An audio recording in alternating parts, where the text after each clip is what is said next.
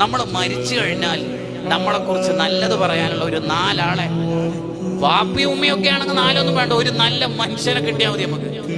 അങ്ങനെയുണ്ട് ചില ആൾക്കാർ.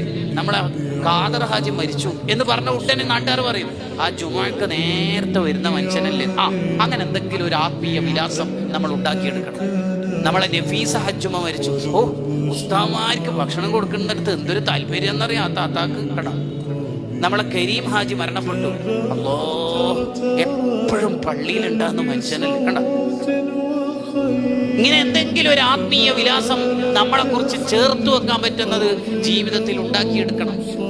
ഒരു മയ്യത്ത് ഇങ്ങനെ കൊണ്ടുപോകുമ്പോ അബ്ദുല്ലാഹി ഇബ്നു മസ്ഊദ് റളിയല്ലാഹു അൻഹു പറഞ്ഞല്ലോ, നാട്ടുകാരെന്താ മുമ്പനെ കുറിച്ച് പറയുന്നത് എന്നൊന്ന് നോക്കൂ. അപ്പൊ ശിഷ്യന്മാര് ചോദിച്ചു, നാട്ടുകാരെന്ത് പറഞ്ഞാൽ എന്താ, അയാൾ ജീവിച്ചതിനനുസരിച്ച് സ്വർഗവും നരകവും കിട്ടുമെന്നല്ലാതെ. അപ്പോഴാ അബ്ദുല്ലാഹി ഇബ്നു മസ്ഊദ് റളിയല്ലാഹു അൻഹു ഇസ്ലാമിന്റെ നിലപാടങ്ങ് പറഞ്ഞു കൊടുക്കണത്, ഒരു മയ്യത്തിന്റെ അടുത്തുനിന്ന് അല്ലെങ്കിൽ ആ മയ്യത്തിനെ കുറിച്ച് 4 മുഅ്മിനീങ്ങൾ നല്ലത് പറഞ്ഞാൽ വജബത് ലഹുൽ ജന്ന, ആ മയ്യത്തിന് അല്ലാഹു സ്വർഗ്ഗം ഷുറാക്കിയിരിക്കുന്നു. നല്ലത് പറയണം നമ്മളെ കുറിച്ച്.